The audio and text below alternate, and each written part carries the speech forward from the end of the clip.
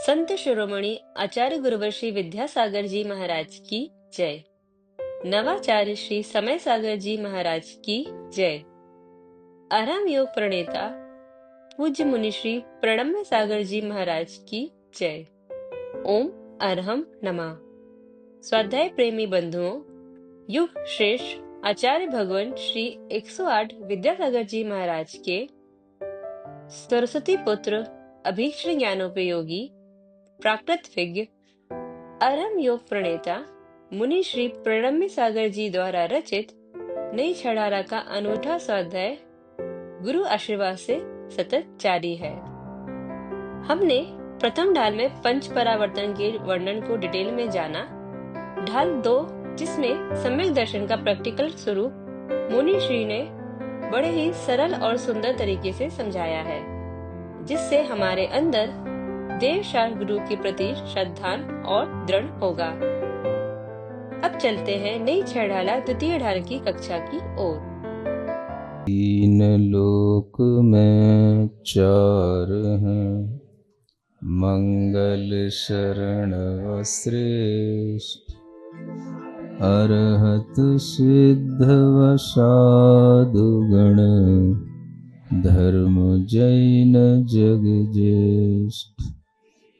तीर्थंकर जिन देव की, जिन वाणी को ध्याय, सार्वधर्म संक्षेप से, कहूँ चित्त हुलसाए।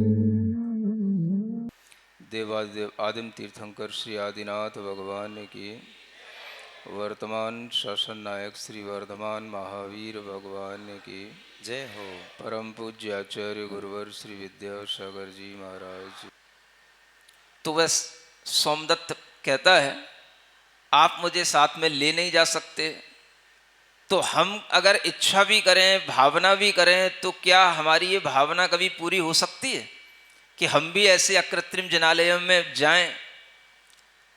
तो सेठ जी कहते हैं, हाँ हो तो सकती है।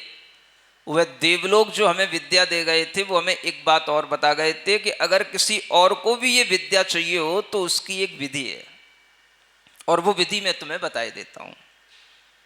शमशान में जाना, चतुर्दशी हो, कृष्ण पक्ष की डरावनी काली रात हो, और उस रात में किसी एक ऊंचे साइड पर लगे हुए किसी वृक्ष पर ऊपर एक स्थान बैठने का बनाना, और नीचे अनेक तलवारें उसके नीचे गाड़ देना। जहां तुम ऊपर बैठने की जैसे एक टोकरी टाइप का स्थान बन जाता है, उसी को सीका बोलते हैं, उसमें बैठना, और नीचे उसके पैनी धारदार तलवारें ऊपर को मुख किए हुए हों, ठीक है।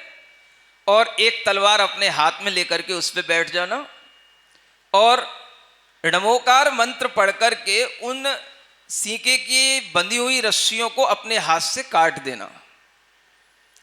ऐसा करने से तुम्हें एक विद्या सिद्ध हो जाएगी, और नीचे गिरने से पहले ही तुमको वह विद्या अपने हाथ में ले लेगी, और फिर तुम्हें आकाशगामिनी विद्या प्राप्त हो जाने पर तुम्हें कहीं पर भी तुम्हारा ढाई द्वीप में गमन संभव हो सकेगा। तो सोमदत्त ने सुन लिया, मन हो गया उसका भी विद्या सिद्ध करने का, और वही सोमदत्त वह विद्या सिद्ध करने के लिए पहुंचा था, और उसी जगह पर वह अंजन चोर उसे मिला था। अभी वह सोमदत्त उस अंजन चोर को यही बात सुना रहा है, और वह अंजन चोर इस बात को सुनकर के सोमदत्त से कहता है, तुमने तो बहुत बार उठक बैठक लगा ली, तुम्हें हो क्या गया है, तुमने क्यों नहीं ये विद्या सिद्ध की? तो वो कहता है कि मैं जब जब उस सीके पर जाकर के बैठता हूं, और नीचे जो तलवारें जब मुझे दिखाई देती हैं, तो मुझे लगता है कि कहीं कुछ गड़बड़ हो गया तो लोग मुझे दुनिया का सबसे बड़ा बेवकूफ कहेंगे, और मेरी कहीं मृत्यु हो गई और कोई बचाने वाला नहीं आया, तो ये शंका, ये संदेह मुझे बार बार ऊपर चढ़ा देती है, फिर नीचे उतार देती है। मैं ऐसा करते करते कई बार कर चुका हूं, मेरे मन में थोड़ा सा भय बैठा हुआ है, संदेह बैठा हुआ है। तो वो अंजन चोर कहता है, ला ये तलवार मुझे दे, मैं जाता हूं। और वह तलवार लेकर के वह सीधा उस सीके पर जाकर के बैठ जाता है। और उसको भी दिख रहा है नीचे क्या है, तलवारें गड़ी हुई हैं। और वहां उस सीके पर बैठ करके उसे अपनी तलवार से उसको इन सब रस्सियों को उसे एक साथ काटना है। उसके अंदर संदेह नहीं है, जहां संदेह नहीं है वहां भय नहीं है। भय कहां पैदा होता है, जहां संदेह होता है। आपको किसी भी चीज से डर लगता है तो डर तब लगेगा जब आपको वहां पर किसी भी तरह का कोई आशंका पैदा हो गई हो। तो आचार्य कहते हैं सबसे पहले अगर हमें धर्म पर भी चलना है, धर्म के मार्ग पर आरूढ़ होना है, संदेह दूर करो। देव शास्त्र गुरु के प्रति अपना संदेह मत बनाओ। उनके विषय में अपना बिल्कुल क्लियर अपनी थिंकिंग रखो कि हमारा कल्याण इन्हीं से होना है, ये हमारे आत्महित के लिए सहयोगी तत्व हैं। और इस तरह का जब हमारे अंदर विचार आएगा तो हमारे अंदर फिर समर्पण आने लग जाएगा, क्योंकि समर्पण को भी रोकने वाला संदेह ही होता है। सोमदत्त ने जिनदत्त की बात जिनदत्त के मुख से सुनी। सुनते हो, देखो कितनी बड़ी बात सोचने की है। घटनाएं तो आपने सब सुनी होंगी, लेकिन उन घटनाओं के एक एक पॉइंट पर डिस्कशन करना, उससे कुछ कंक्लूजन निकलते हैं। सोमदत्त ने ये देखा कि जिनदत्त मंदिर जाते हैं रोजाना, वह द्रव्य सामग्री लेकर के जाते हैं, रोजाना उनके जाने का समय निश्चित है, ये सोमदत्त ने देखा। सुनते हो, फिर भी सोमदत्त को डाउट रहा। भाई डाउट अब किस बात का, तुझे पता है ना, तू उनके घर में काम करता है, तू उनके लिए सब कुछ कर रहा है, तब भी उसको डाउट। और इस अंजन को देखो, अंजन चोर को, जिसका नाम क्या है, ललित कुमार। सुन रहे हो, उस अंजन चोर को देखो कि वह डायरेक्ट कुछ नहीं देखा। तुम होते तो कहते बताओ, कुछ रिकॉर्डिंग दिखाओ, कुछ मोबाइल पे रिकॉर्डिंग बनाई हो तो दिखाओ कि हाँ कौन सेठ हैं, क्या लेकर के जाते हैं, कैसे हैं, तब हम विश्वास करें। एक थर्ड पर्सन की बात का विश्वास करना और उस समय पर विश्वास करना, जब हमारे पीछे पकड़ने के लिए, हमको पकड़ने के लिए पुलिस वाले, कोतवाल के लोग पड़े हों पीछे, और उस स्थिति में एक व्यक्ति की बात का विश्वास करके तलवार पकड़ करके उस सीके पर जाकर के बैठ जाना और अपने हाथ से उन रस्सियों को काटने के लिए तत्पर हो जाना, इस विश्वास के साथ। किस विश्वास के साथ? यह जिस सेठ की बात कर रहा है उस सेठ से हम भी परिचित हैं। वह सेठ जिनेंद्र भगवान का भक्त है, वह कभी भी झूठ नहीं बोल सकता, उसके वचन अन्यथा नहीं हो सकते। सुनते हो, भगवान की शरण लेने से श्रावक हो या साधु, उसमें भी इतनी पावर आ जाती है कि उसके अंदर जो वचन उत्पन्न होते हैं वो वचनों को भी लोग उपादेय मान करके अपना काम कर लेते हैं। एक सेठ के वचन को यह समझ करके कि सेठ कभी भी किसी के लिए अहित की बात नहीं कर सकता, उस सेठ के बारे में तो हम निशंक हैं। उसने अगर ये बात कही है, फिर सोमदत्त तुम ऊपर नीचे क्यों हो रहे हो? नहीं, मेरे मन में बार बार विचार तो आता है कि ऐसा नहीं होगा, सेठ जी मेरे लिए कभी गलत तो कर ही नहीं सकते, क्योंकि मैं तो उनका परम सेवक हूं। लेकिन फिर भी न जाने क्यों वहां बैठने के बाद में मुझे डर लगता है। जब मैं नीचे देखता हूं इतने सारे तलवारें लगी हैं और इनके ऊपर रात के अंधेरे में मैं गिर गया और कोई सुनने वाला ना हो, कोई बचाने वाला ना हो, तो क्या होगा? ये मुझे बार बार संदेह उस सीके से बार बार नीचे उतार देता है। अंजन चोर बीच के व्यक्ति की बात सुन रहा है, यानी सोमदत्त की बात सुन रहा है। सोमदत्त ने जिनदत्त से डायरेक्ट ये सब बातें सुनी हैं, लेकिन अंजन चोर ने किससे सुना? जिनदत्त से नहीं सुना। अगर जिनदत्त से सुनता तब तो वो कहां का कहां पहुंच गया होता।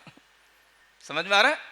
विश्वास की बात देखो आप, कि उसने सोमदत्त की बात को सुनकर के भी इतना बड़ा विश्वास कर लिया, और वह सोमदत्त खड़ा है और वह उसके हाथ से तलवार लेकर के वहां पहुंच करके जैसे ही वो सींके की रस्सियां काटता है, वह नीचे पहुंच नहीं पाता, उन तलवारों की नोक के पास आ नहीं पाता कि बीच में ही विद्याएं उसको अपने हाथ में ले लेती हैं।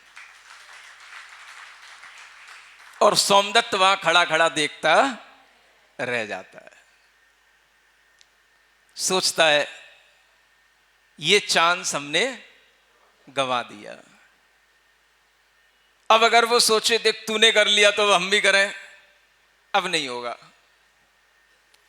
वो होगा तो फर्स्ट अटेम्प्ट में ही होगा।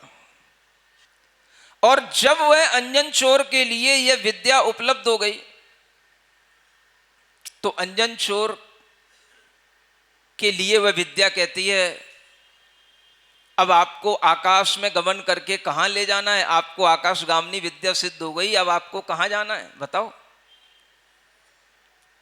सुन रहे हो? तुम होते तो क्या बोलते?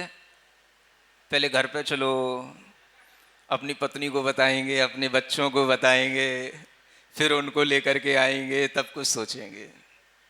सुन रहे हो? मैं फिर आपसे कह रहा हूं, धर्म पत्नी बच्चों के साथ हो सकता है, लेकिन अगर आपको सच्चा धर्म करना है तो आपको अकेले ही अपनी हिम्मत से करना होगा। क्या सुन रहे हो? आप अपने परिवार के साथ हो, उनके साथ भी कर सकते हो, लेकिन अगर आपको और धर्म वृद्धि करना है तो आपको अपने अंदर ही वह भाव लाना होगा कि ये हम कर रहे हैं, इसका फल हमको मिल रहा है, हम ही इस फल को आगे बढ़ा करके धर्म की वृद्धि करेंगे।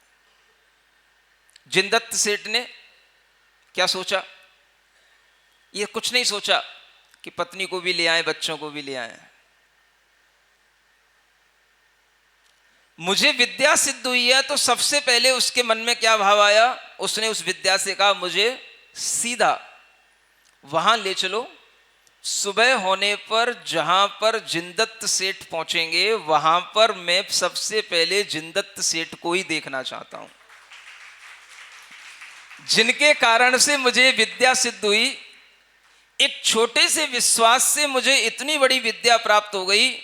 मैं उनसे आगे और कुछ सीखने की कोशिश करूंगा और उनकी बात को विश्वास में ला करके ये जानने की कोशिश करूंगा कि इस संसार में सबसे बड़ी चीज क्या है जो हमें प्राप्त करना है, और जिसकी प्राप्ति ये जिनदत्त सेठ करने के लिए प्रतिदिन आते हैं। ये सब ज्ञान मैं जिनदत्त सेठ से लूंगा। इसलिए मुझे कहां ले चलो?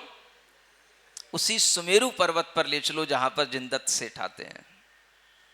और वह विद्या रात में ही ले जा करके उस अंजन चोर को वहां सुमेरु पर्वत पर पहुंचा देती है।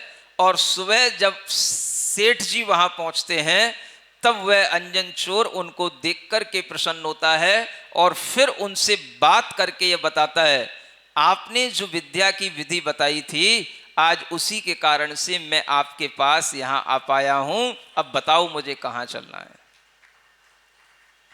सुन रहे हो? आप होते तो कहां ले जाते? कहां ले जाते? उस व्यक्ति को कहीं घुमाने ले जाते, कहीं उसको और दूसरे किसी व्यक्ति के पास ले जाते। वह जिनदत्त सेठ उस अंजन चोर को लेकर के नंदन वन में जहां पर एक मुनि महाराज तपस्या कर रहे थे उनके पास ले जा करके बिठा देते हैं।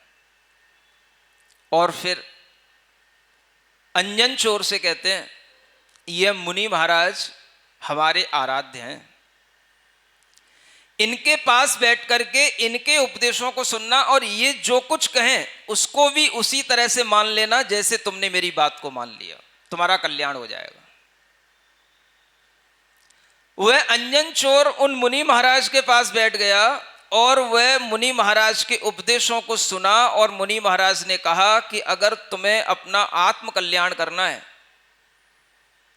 ये संसार के दुखों से सदा के लिए मुक्ति लेना है, ये जन्म मरण के चक्कर से ऊपर उठना है, तो तुम्हें निर्ग्रंथ मुनि बन करके अपनी शुद्ध आत्मा का ध्यान करके, अरहम का ध्यान करके अरहममय बन जाना है। क्या करके? सुन रहे हो? अरहम का ध्यान, शुद्ध आत्मा का ध्यान, अरहम का ध्यान करके अरहममय बन जाना है और तुम्हें कुछ नहीं सोचना है। और यह बात जब मुनि महाराज के मुख से सुन ली तो वह अंजन चोर, सुन रहे हो, आप होते तो क्या करते? अभी इतनी जल्दी डिसाइड कैसे कर लें? पहले घर पे जाता हूँ, बताता हूँ, घर वालों को तैयार करता हूँ, मम्मी पापा से पूछता हूँ, पत्नी बच्चों को समझाता हूँ, तब तो कुछ बताऊंगा महाराज। अभी एकदम से जल्दी नहीं कर सकता, अभी आ रहा हूँ, आपने बताया है, नेक्स्ट मीटिंग में फिर मिलूंगा। सुन रहे हो? बोलो तो। कोई इधर उधर की बात उसने सोची ही नहीं। उसने क्या सोचा कि जब सेठ जी की एक छोटी सी बात मानने पर मुझे इतना लाभ मिल सकता है, इतनी बड़ी विद्या मिल सकती है, तो मुनि महाराज की बात मानने से तो न जाने क्या होगा और मुझे क्या नहीं मिलेगा, सब कुछ मिलेगा। अगर मुनि महाराज कह रहे हैं मुझे अनंत सुख मिलेगा, तो मुनि महाराज की बात मानने से ही मिलेगा। और उसने मुनि महाराज के समक्ष उसी समय पर वह निर्ग्रंथ मुनि महाराज की दीक्षा को धारण करके, अपने परिग्रह को त्याग करके, वह केशलोंचन करके उसी समय पर उन मुनि महाराज के चरणों में बैठ गया। सुन रहे हो? कौन? अंजन चोर। अब क्या हुआ? वह तपस्या करने लगा। अब तो मुनि महाराज बन गए, अब क्या कहना पड़ेगा? अंजन चोर मुनि महाराज तपस्या कर रहे हैं। विहार किया, कैलाश पर्वत पर पहुंच गए और कैलाश पर्वत पर जाकर के ध्यान किया और उस ध्यान से उन्होंने केवल ज्ञान प्राप्त करके वहीं से मोक्ष भी प्राप्त किया। अंजन बन गया निरंजन। मोक्ष प्राप्ति का मतलब क्या हो गया? अंजन माने जो आत्मा पर कर्म कालिमा लगी हुई है उसी को अंजन कहते हैं। अंजन ने अपनी वह कर्म कालिमा हटाई, ध्यान की अग्नि से अपनी आत्मा को शुद्ध किया और वह निरंजन पद को प्राप्त हो गया, यानी सिद्ध पद को प्राप्त हो गया। आज भी लोग उसे अंजन चोर ही कहते हैं। क्या सुन रहे हो? है? ऐसा तो कभी हमने सुना ही नहीं। सिद्ध परमेष्ठी अंजन चोर भगवान की।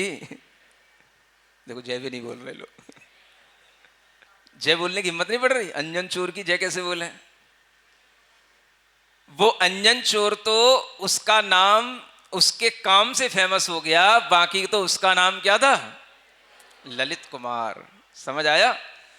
व्यक्ति नाम से नहीं जाना जाता, काम से नहीं जाना जाता, अपनी साधना से जाना जाता है। और इसीलिए जैन दर्शन में चाहे चोर हो चाहे चांडाल हो, सबको मुक्ति मिलती है। और जिसको मुक्ति मिल जाती है उसकी हम आराधना मन वचन काय से हाथ जोड़ करके करते हैं, क्योंकि हम पाप से नहीं, पापी से भी नहीं, पाप से मुक्ति जिसको मिल गई, ऐसे जीव आत्मा की, हम शुद्ध आत्मा की आराधना करने वाले लोग जैन लोग कहलाते हैं। तो जैन दर्शन में सबको मुक्ति की प्राप्ति का स्थान खुला हुआ है। समझ में आ रहा है? अगर कोई चोर भी सिद्ध बन जाता है तो आप उसके सामने हाथ जोड़ने में संकोच करते हैं क्या? है? उसकी भी पूजा करेंगे कि नहीं करेंगे? बोलो तो। हाँ, जैन होने का मतलब ही है कि हम उस व्यक्ति की आराधक हैं जिसने सब कुछ जीत लिया। और जिसने जीत लिया, जो सिद्ध बन गया, अरिहंत बन गया, वो है अब पहले कुछ भी हो, किसी भी कास्ट का हो और किसी भी तरह के काम करने वाला हो, वह अगर सिद्ध बन गया है तो वह हमारे लिए आराध्य बन गया। सुन रहे हो? इसलिए आज भी अंजन चोर सिद्ध भगवान बनकर के मुक्ति दशा में वह अनंत ज्ञान अनंत सुख का अनुभव करते हैं। उनकी वार्ता सुनने से हम सभी के मन में भी ऐसा ही निश्चिंतपना, निशंकपना और निर्भयपना उत्पन्न होता है। इसलिए उनके चरित्र को आचार्य समंतभद्र महाराज ने सम्यक दर्शन में निशंकित गुण में सबसे पहला स्थान दिया। ये हिम्मत करना भी आचार्य समंतभद्र जैसे आचार्यों का काम हो सकता है, और कोई नहीं कर सकता।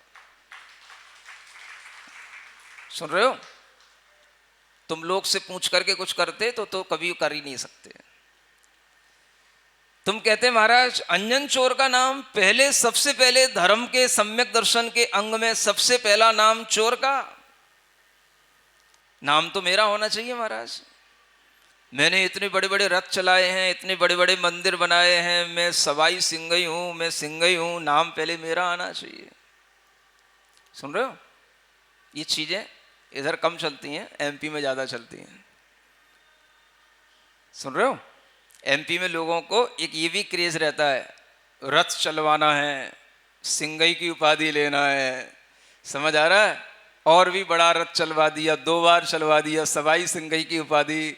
इस तरह का एक क्रेज रहता है पंच कल्याणक करा के रथ चलवाने का, है ना? दिल्ली वालों को तो ऐसा कुछ नहीं है। दिल्ली वालों को तो सिर्फ इतना ही है, पंच कल्याणक हो जाए, यही बहुत बड़ी बात है। रथ वत तो कोई बात ही नहीं है। सुन रहे हो? आपके लिए अच्छी भावना बनी रहनी चाहिए और अच्छा मन बना रहना चाहिए। आपकी इसी तरह की उत्साह की भावना बनी रहे, आप निशंक बने रहें और निस्संदेह होकर के आप इसी तरह से ये समझ लें कि इस पंचम काल के लिए तो मेरी गाड़ी ही मेरी विद्या है आकाशगामिनी। ये लाल मंदिर ही अकृत्रिम जिनालय है और यहाँ बैठे हुए मुनि महाराज ही हमारे लिए मुनि महाराज हैं जो नंदन वन में बैठे हुए हैं। और ऐसा भाव करके आप अपना धर्म करेंगे तो आज भी चतुर्थ काल की तरह पंचम काल में भी सम्यक दर्शन की प्राप्ति होकर आपको मोक्ष मार्ग आगे बढ़ने का पूरा मौका मिलेगा। सुन रहे हो? यह निशंकित अंग की कथा अंजन चोर की, इसका चिंतन करना, इसका मनन करना, जो पहलू हमारे सामने आए वो मैंने आपको बताए। आपके दिमाग में और भी आ सकते हैं क्योंकि आपकी सोच, आपका दिमाग कुछ हमसे भी ज़्यादा चलता है, ये मैं मानता हूँ। है? नहीं चलता? टाइम नहीं देते हो, चलता तो सब है। तो आप सोचना और भी कुछ अच्छी नई बातें मुझे बताना जो मैं फिर आपको आगे बताऊंगा। अभी तो इतना ही समझना कि अंजन समभव्य निशंक होय बिन ज्ञान धये भी। ज्ञान नहीं था उसके पास, फिर भी वो अमर हो गया। अमर होने के 2 अर्थ होते हैं, एक तो देव हो गया और एक मुक्त हो गया। जिसका कभी मरण ना हो उसको भी अमर बोलते हैं। ऐसा वह अंजन निरंजन बन करके अमर हो गया। हम सभी लोग ऐसे चरित्रों से अपने अंदर निशंकित भाव उत्पन्न करें।